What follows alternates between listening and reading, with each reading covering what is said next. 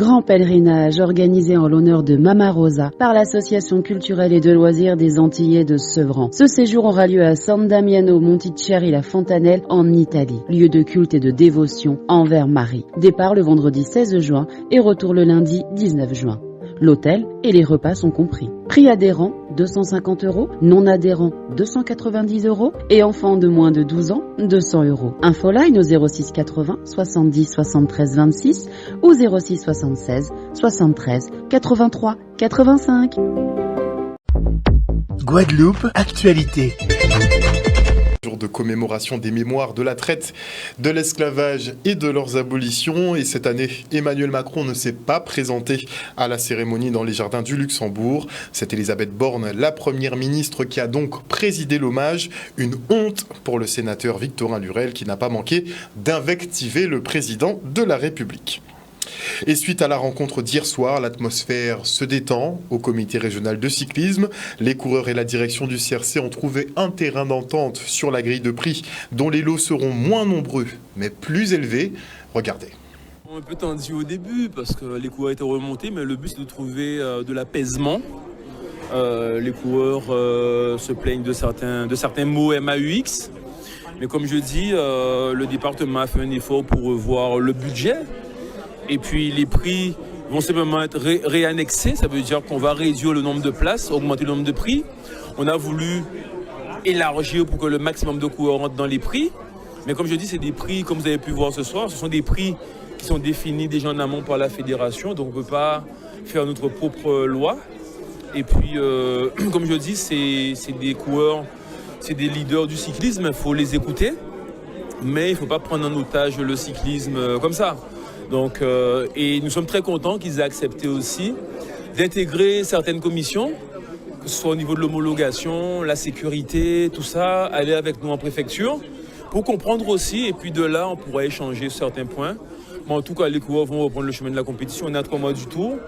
Donc, ils peuvent compter sur moi, sur mon équipe, pour être à leur côté. Aujourd'hui, on n'entendait pas moins simple, puisqu'aujourd'hui, le comité ainsi que le conseil départemental a montré une bonne volonté de nous écouter, de comprendre que le cyclisme a des mots et nous sommes tous satisfaits de cette rencontre, puisqu'aujourd'hui, on a eu satisfaction des demandes et des revendications. Donc nous allons nous rencontrer encore la semaine prochaine pour trouver une solution pour le championnat de la Guadeloupe et ainsi l'agencement et le reste de la saison. Vous savez, c'est une réunion pour laquelle tout le monde a été à la hauteur. Donc c'est une réunion qui était nécessaire, donc on le voit. C'est une réunion aussi qui a permis au comité régional de cyclisme d'aplanir un certain nombre de situations. Il a fallu aussi soulever les difficultés que rencontrent nos coureurs lorsqu'il y a des compétitions le week-end. Donc nous avons pu mettre tout cela à plat et nous avons pu avancer pour faire en sorte que le cyclisme guadeloupéen puisse repartir après le couac du week-end dernier. Donc des solutions ont été avancées. Donc les questions ont été posées, des solutions trouvées. Donc c'est à nous maintenant de faire en sorte de continuer ce travail d'échange, de communication pour que le cyclisme guadeloupéen en sorte grandi. Ce week-end, le peloton et l'ensemble des coureurs reprendront la compétition et nous comptons sur la parole qui a été donnée par le département et le président et son équipe. Et puis nous, au niveau des coureurs, nous allons faire au mieux pour donner du beau spectacle. Notez en bref que suite au licenciement de Gilbert Pinsmaille, la rédaction de Guadeloupe, la première, a déposé un préavis de grève. La totalité des sites du groupe seront donc mobilisés à compter de ce jeudi minuit et ce pour 24 heures. Les autorités, elles, tenaient une cellule de crise quant aux nouvelles arrivées massives de sargasses. Les échouages concernent principalement Capesterre de Marie-Galante, la Désirade, Petit-Bourg, Goyave, Capesterre-Bello et le Moule.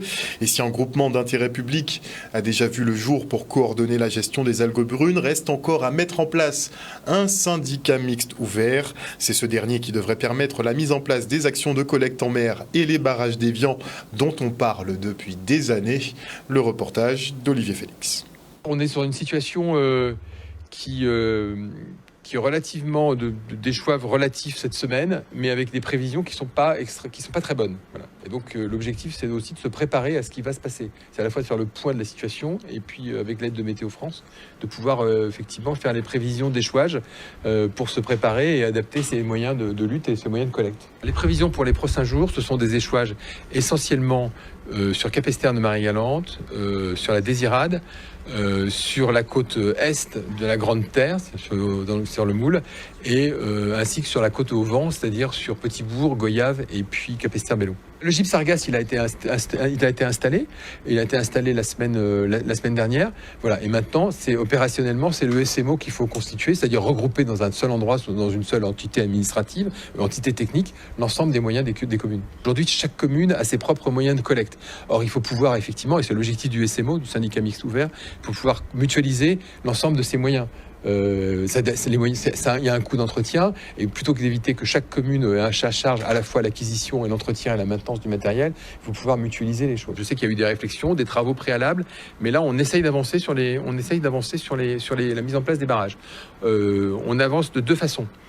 D'abord, on est en train de passer, mais ça sous maîtrise d'ouvrage d'État, on est en train de passer des marchés avec des prestataires pour déployer des barrages qui permettent de faire la collecte. Alors c'est des barrages de collecte ou bien des barrages déviants, je ne rentre pas dans la technique, mais de pouvoir avoir des barrages qui permettent effectivement de collecter les sargasses en mer et d'éviter les échouages. Parce que ce qui est compliqué, c'est quand les sargasses, vous savez infiniment, vous le savez comme moi, c'est quand les sargasses échouent sur des zones où la collecte ou la configuration de la côte fait que la collecte est compliquée. Voilà. Donc on est en train de déployer ces marchés, notamment sur la côte au vent et sur Capesterre de Marie-Galante. J'espère, compte tenu effectivement des procédures et du temps nécessaire pour mettre en place ces marchés, que ceux-ci seront opérationnels ou pourront être déployés au cours du mois de juin. À titre expérimental, on va essayer de le poursuivre.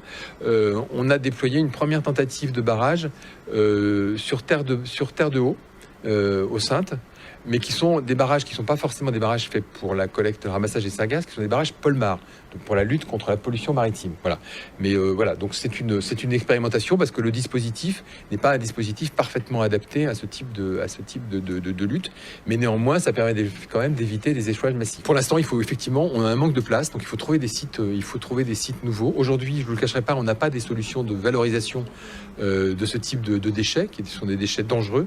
Donc les techniques de valorisation existent, mais sont encore à un stade expérimental. Donc là, pour l'instant, il faut pouvoir trouver des sites d'épandage, donc de trouver d'autres sites d'épandage. C'est ce qu'on est en train de faire, notamment avec la DEAL, pour pouvoir évacuer ces sargasses. C'est ce qu'on fait sur Capesterre de Marie-Galante.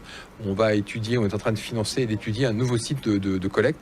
Et vous avez raison, l'urgence, effectivement, c'est de pouvoir déployer ces sites d'épandage de façon plus significative. Effectivement, voilà où nous en sommes après 12 ans d'échouage de sargasses. Et on enchaîne avec le Salon des territoires numériques éducatifs, puisque la crise Covid a une fois de plus montré l'ampleur de la fracture numérique ici en Guadeloupe. Continuité pédagogique, oui, tout le monde veut bien, mais à condition d'avoir une connexion Internet et l'outil informatique adapté pour suivre les cours. Regardez. La crise de la Covid-19 a été à ce titre extrêmement instructive et destructive, vous avez raison de le souligner, et on a constaté qu'un grand nombre de parents d'élèves et d'élèves se trouvaient en difficulté par rapport justement à cette continuité pédagogique. Faute souvent de connexion, faute également d'équipement, parce que dans un foyer, il peut y avoir plusieurs enfants et également des parents qui ont besoin de l'équipement. Et on a effectivement, avec l'ensemble des acteurs, y compris les opérateurs Internet et autres, on a pris des dispositions pour assurer cette continuité pédagogique. Mais force est de constater que ça a été parfois insuffisant ou incomplet. C'est très important pour la Guadeloupe de pouvoir justement avoir un financement pour permettre de développer l'innovation pédagogique et donner à tous les jeunes Guadeloupéens et Guadeloupéennes la possibilité de découvrir toutes ces innovations, de les utiliser et de pouvoir être prêts pour demain.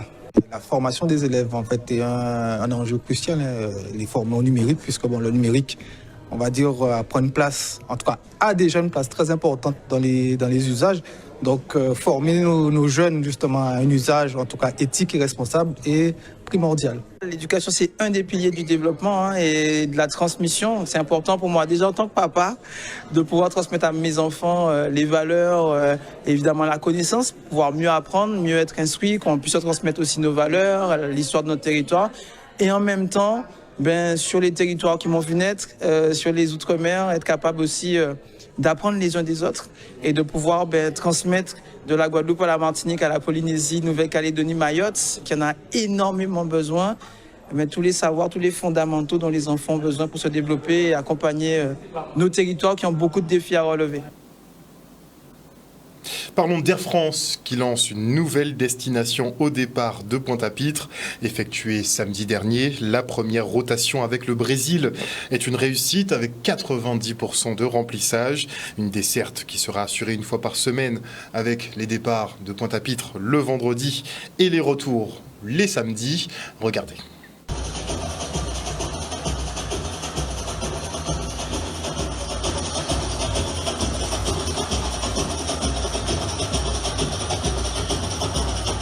On voit un engouement pour la destination Belém.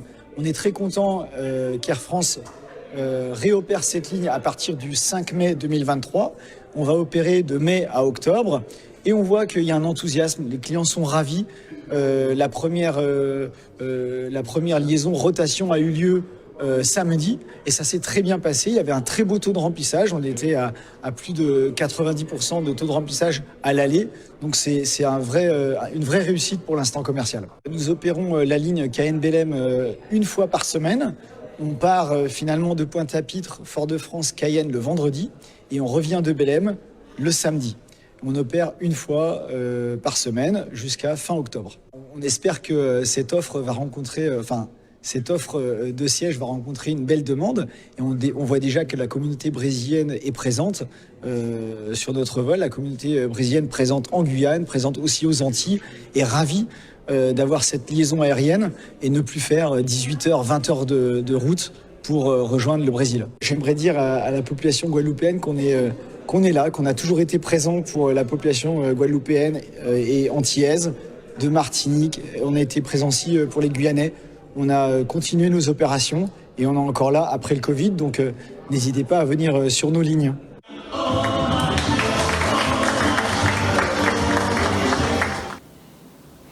La Dragès, la police nationale et l'association Initiative France Victimes organisaient une réunion d'information sur les violences dans le sport. L'occasion d'inviter tout un chacun à libérer la parole et dénoncer les violences sexistes et sexuelles, mais aussi rappeler aux dirigeants de clubs leurs obligations de signaler certains faits.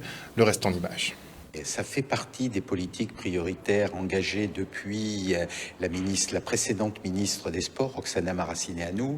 L'objectif est de sensibiliser les acteurs et de les amener justement à déclarer toutes les violences sexistes et sexuelles qui surviennent dans l'activité sportive, qui n'est pas malheureusement exempte de ce type de problème. Nous avons mis un focus effectivement sur les violences sexuelles parce que c'est un sujet qui est jusque-là assez tabou et il faut libérer la parole, il faut informer les dirigeants et leur rappeler leurs obligations parce que ne pas signaler certains faits qui sont d'ordre criminel, délictuel, ne pas signaler ces faits-là, c'est aussi passible de sanctions. Donc la Dragès a pris cette décision d'organiser cette rencontre avec la police nationale, avec une association d'aide aux victimes, Guada France Victimes, avec les fédérations pour que les dirigeants des clubs, pour que les entraîneurs soient sensibilisés à cela. L'objectif, c'est de donner aux acteurs sportifs, aux responsables d'associations, les outils techniques, juridiques pour leur permettre, lorsqu'ils sont confrontés à ce type de situation, de réagir et de réagir le plus justement possible. Le but justement de cette sensibilisation aujourd'hui organisée par la DRAGES, c'est justement de rappeler aux dirigeants sportifs leurs obligations en qualité de dirigeants, obligations de sécurité, obligations de porter secours, obligations d'honorabilité, donc de vérifier les cartes professionnelles de leurs éducateurs, de leurs entraîneurs, mais également leur rappeler les sanctions encourues lorsqu'il y a non-respect de ces obligations et leur rappeler également l'intérêt de protéger ces personnes victimes qui pratiquent donc des activités sportives. Un reportage signé Olivier Moradel. Et maintenant, je reçois Jean-Louis Francisque, maire de la ville de Trois-Rivières, qui est en compagnie de Madame Nancy Bureau, directrice du musée de la banane. Bonsoir à vous. Bonsoir. Vous êtes donc présent sur ce plateau puisqu'à partir du 13 mai prochain, votre commune et votre musée vont mettre à l'honneur la banane. Pourquoi ce retour, Monsieur Francisque? Important de célébrer cette banane? Alors, retour... Non, c'est un démarrage. C'est vrai que l'histoire de la banane en Guadeloupe a démarré depuis déjà plusieurs années et il était important, après que sur le territoire de Trois-Rivières, que nous puissions disposer de ce musée de la banane, qu'il était important pour nous d'être le carrefour. Donc, on est bien conscient que ce n'est pas Trois-Rivières l'exclusivité, c'est l'exclusivité, elle est plus guadeloupéenne, c'est-à-dire que toutes ces communes qui produisent ce fruit de la banane, nous avons nos communes voisines qui sont aussi actives et c'est la raison pour laquelle nous avons voulu, avec le musée de la banane, être le carrefour, donc permettre à ce que tous les acteurs puissent se retrouver dans une Guadeloupe unie, dans une Guadeloupe ensemble. Mais vous allez quand même faire office finalement d'ambassadeur, la ville de Trois-Rivières va finir ambassadeur de la banane. Oui, ambassadeur, oui, mais nous voulons que ça soit la Guadeloupe. Alors, Trois-Rivières, effectivement, nous sommes là pour allumer cette étincelle avec le musée, mais c'est la Guadeloupe. Nous voulons que les partenaires, que les Guadeloupéens puissent pouvoir posséder cette manifestation parce que c'est une manifestation qui leur appartient. Vous ne voulez pas vous l'accaparer, en tout cas. Absolument. Alors, Madame Bureau. Oui, bonsoir. Comment se porte déjà le musée de la banane? Eh bien, le musée de la banane se porte assez bien grâce aux Guadeloupéens, grâce à notre commune, grâce surtout, nous sommes une association pour gérer ce musée. Et, nous sommes très dynamiques et on essaie de faire connaître ce fruit emblématique qu'est la banane. Alors, vous avez plus de visites de touristes ou bien les Guadeloupéens, effectivement, jouent le jeu? Alors, au départ, c'était surtout les touristes, vous savez, puisque nous sommes inscrits dans certains guides, etc. Mais nous nous sommes rendus compte que depuis quelques années, surtout que nous avons fait des efforts. Vous savez, moi, je suis dans une organisation avec les producteurs de bananes de Guadeloupe. Maintenant, on dit banane Guadeloupe-Martinique parce qu'ensemble, on est plus fort.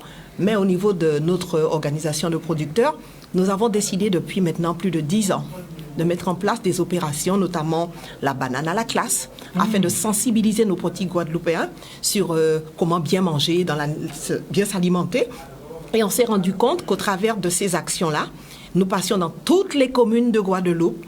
Par exemple, pendant plus de 10 ans, nous avons sélectionné chaque année à la charge des producteurs. Vous avez entendu parler de cette opération. Et le Covid a un peu cassé la dynamique. Exactement. Donc nous avons, entre-temps, avec le Covid, nous avons cogité. Nous avons notamment mis en place d'autres formes, d'autres supports afin de pouvoir sensibiliser la jeunesse et tout le monde. Et nous continuons dans ce sens-là. Donc vous revenez finalement avec le grand carrefour de la banane. À quoi aura-t-on droit?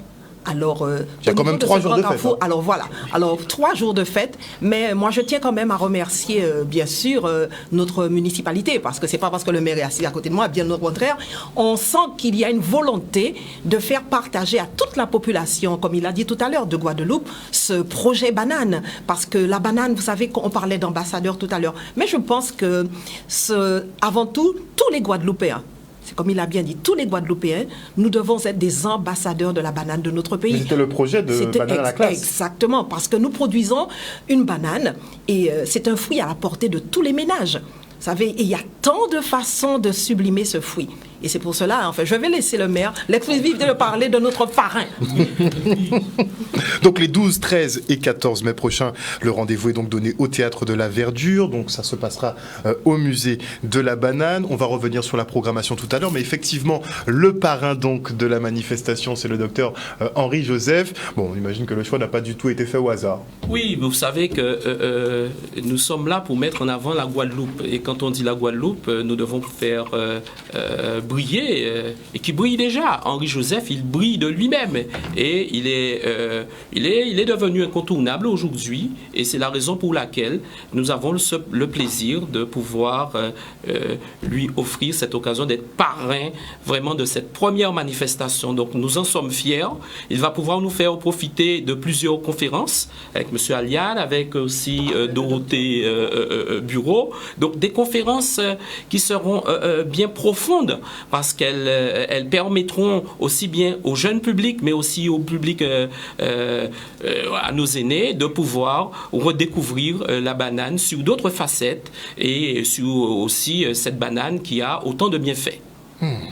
Donc à partir du vendredi, on voit effectivement qu'il y a cette inauguration à partir de 8h, mais la programmation est sur toute la journée. Finalement, on aura des visites pédagogiques intergénérationnelles, Madame Duro. Alors, je voulais préciser simplement un petit point. Alors, depuis le mois de novembre, c'est bien cela, nous avons sollicité toutes les écoles primaires du Sud-Basse-Terre, de Baïf à Trois-Rivières, Cap-Esther, enfin, même Terre de Bas, les Saintes. Les Saintes n'ont pas été oubliées. Et nous avons invité les jeunes à se pencher sur un projet, la banane. Et on leur a laissé le champ libre. On leur a donné comme thème « Raconte-moi ta banane ». Et c'était le thème qui leur était proposé. Et le retour nous a été fait. Les élèves nous ont déjà restitué pas mal de documentation. Il y en a qui ont pensé à des choses extraordinaires que nous allons restituer justement lors de ce grand carrefour de la banane. Et nous avons l'intention, maintenant on peut le dire, de les récompenser, bien entendu. Voilà. Franchement, c'est la moindre des choses. Nous allons, toutes ces élèves, maintenant que les documents nous sont revenus, donc là, maintenant, nous aurons un jury, les maîtresses d'école, les professeurs, enfin, seront récompensés, je pense. C'est vrai, et la fierté, c'est que, grâce à votre chaîne, oui, parce que vous parlez de ce qui est bien, de ce qui est bon, d'une jeunesse qui s'exprime, d'une jeunesse en action. Et c'est ce visage de la Guadeloupe que nous devons montrer. Parce qu'effectivement, au sein de notre commune, mais il y a des choses qui se font. Il y a de belles actions, il y a de très bonnes actions. Et c'est la raison pour laquelle, avec les écoliers, et Mme Nancy Bureau l'a dit, on a voulu que ce soit les écoliers de la Guadeloupe. Pour l'instant, sur cette première édition, c'est vrai que le bassin du Sud-Basse-Terre a été plus sollicité, mais il est vrai qu'une manifestation comme celle-là doit être possédée par l'ensemble des écoles de la Guadeloupe, parce que c'est un moment de découverte, c'est un moment d'apprentissage, et on ne peut pas s'en priver quand on a des professionnels autour de nous. Donc vous nous annoncez que pour la prochaine édition, peut-être un partenariat avec l'Éducation nationale. Ben oui, nous sommes là pour aller chercher l'excellence, mais une excellence trois-riveraine qui se développe dans sa Guadeloupe, avec sa Guadeloupe et pour les Guadeloupéens. Alors, on va donner un petit peu la teneur donc, du programme. Donc, vendredi 12, ouverture à 8h. Entre 8h et 17h, donc on peut déambuler finalement dans le musée de la banane. Alors, ça se passe au Théâtre de Verdure de Trois-Rivières. Nous avons provisoirement, si je peux me permettre, délocalisé le musée de la banane. Nous avons fait un gros effort avec la municipalité. Nous avons transposé, donc sous forme de hangar, toutes les étapes de la production banane, de la plantation jusqu'au transport. Et nous avons eu aussi la participation de notre grand transporteur, la CMA-CGM, qui a été d'accord à venir aussi expliquer à toute la Guadeloupe comment se fait le transport. Par bateau, comment ce sera réfrigéré. Enfin, l'équipe CMA sera présente avec nous et c'est très bien également. Très bien. Et donc, le vendredi 12, 18h30, il y aura... Grande conférence. Voilà, une grande conférence. Un siècle d'existence, d'exigence et d'existence de la banane sera fait par le directeur général des LPG Guadeloupe, M. Philippe Aliane. Voilà. Oui, c'est ça. Donc, Monsieur Philippe Aliane. Donc, on a 3 conférenciers d'envergure, de qualité. Monsieur Aliane, Dorothée Bureau, ainsi que le docteur Henri Joseph. Donc, chacun, dans un domaine spécifique, pourra encore exposer la banane sur une facette et nous faire découvrir encore tous les bienfaits de ce fruit. Un événement donc à ne pas manquer, ouvert à tous. Voilà. Pas d'inscription nécessaire. Voilà, le maire, ça c'est une... Alors vous savez, moi je dis que c'est l'occasion jamais de venir découvrir, de venir tout apprendre sur la banane. Parce que cette opération est entièrement ouverte à toute la Guadeloupe. Nous avons installé même des navettes afin de permettre aux gens dans les quartiers un petit peu reculés à pouvoir se diriger jusqu'au musée, jusqu'au bourg de Trois-Rivières pour profiter des conférences, pour profiter enfin des bienfaits de la banane. Et une dernière petite question, hors cadre justement de ce carrefour de la banane. Je voulais revenir sur Banane à la classe parce que c'était quand même de belles opérations, on s'en rappelle. Est-ce que vous pensez qu'à terme, ça reviendra et qu'il y aura des visites régulières dans les écoles? Alors justement, comme je disais, vous savez, nous avons fait une grosse opération pendant 10 ans, Guadeloupe et Martinique.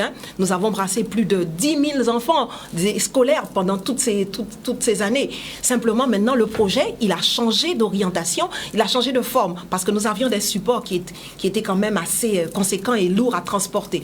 Et d'où la création pendant le Covid du nouveau jeu de la banane que nous allons mettre aussi en valeur pendant ce carrefour. Nous avons fait un jeu pédagogique. C'est une immersion, si vous voulez, virtuelle dans la vie du planteur. Au sortir de ce jeu, on comprend comment on plante la banane, tous les bienfaits, tout ce qui peut se passer dans une plantation de banane. Voilà. Très bien. Le mot de la fin pour M. Francis. Alors, le mot de la fin, c'est que nous attendons tous ces Guadeloupéens, donc les jeunes le vendredi, les scolaires le vendredi matin, les aînés le vendredi après-midi, le tout public, bien entendu, le samedi. C'est dire que Trois-Rivières, oui, sera en fête, mais la Guadeloupe sera en fête parce que la Guadeloupe respecte sa banane et fait confiance aux producteurs, aux professionnels de Guadeloupe. Donc, que vive cette manifestation et merci encore à tous nos partenaires, à ceux et celles qui ont bien voulu croire à ce projet. Nous leur disons merci au nom de la population de Trois-Rivières. Merci encore une fois Jean-Louis Francis, que je le rappelle, maire de Trois-Rivières, et Madame Nancy Bureau, directrice du musée de la banane, d'être venue nous présenter donc ce grand carrefour de la banane qui se tiendra les 12, 13 et 14 mai prochains au Théâtre de la Verdure, au musée de la banane, qui a donc été délocalisé pour l'occasion et qui pourra vous accueillir. Merci encore. Et du 26 au 29 mai prochain, la Grande Galette sera prise d'assaut par les festivaliers de Terre de Blues. Regardez. Le président Célarius a toujours manifesté son intérêt pour ce festival-là, soutenir Marie-Galante. Et d'ailleurs, vous avez vu que lorsque nous avons fait notre séminaire sur le schéma de développement économique en termes d'innovation et d'internalisation, eh bien, en ce qui se concerne la partie industrie culturelle et créative, nous avons fait à Marie-Galante parce que cela concourait vraiment à un truc très important pour nous, qui est de montrer que Marie-Galante répond à cette problématique des industries culturelles et créatives. Très heureuse de pouvoir recommencer ce festival qui en est à sa 21e édition. Donc merci à tous les festivaliers qui ont montré déjà par leur engouement l'attachement à ce festival, qui est quand même le seul festival de Guadeloupe de cette ampleur. Je profite tout d'abord par remercier ceux par qui ça peut se faire, à savoir la région Guadeloupe en premier lieu, le département, tous les partenaires privés, Air France et tous les autres. En tout cas, merci aussi à mes équipes à Marie-Galante, l'Office du tourisme, qui permet que ça se tienne. Le festival n'est pas qu'un festival, j'ai pour habitude de le dire, c'est essentiel pour la survie économique de Marie-Galante et de tous nos acteurs. Être le parrain de son bébé, c'est extraordinaire. Mais il n'y a qu'en Guadeloupe et à Marie-Galante qu'on peut faire ça. Donc, pour la bonne cause, on va montrer qu'on peut faire. Même l'impensable devient possible en Guadeloupe. Parce que pas de monde qui paraît à bébé Ayou. Donc, content. Très content que cet événement revienne. C'est important pour les Antillais, c'est important pour la commune, pour la Guadeloupe, pour les îles, et c'est important pour la résonance culturelle de cet événement. Terre de Blues, on est ravis que Terre de Blues soit de retour en 2023. La thématique du festival, c'est transmission et identité, deux thèmes qui me sont chers. L'identité, nous sommes depuis près de 50 ans en quête d'affirmation identitaire. Donc nous devons nous mettre avec la nouvelle génération. Et pour nous, il y en a qui montrer l'autre. À part nous qui montrons, mais à apprendre tellement vite de la nouvelle génération que c'est super. Et la transmission, ben, ça se fait. Pour moi, ça coule de source. Outremernews.fr, le site de l'actualité Outre-mer, 24 heures sur 24 et 7 jours sur 7. Retrouvez la chaîne Outremer News sur YouTube.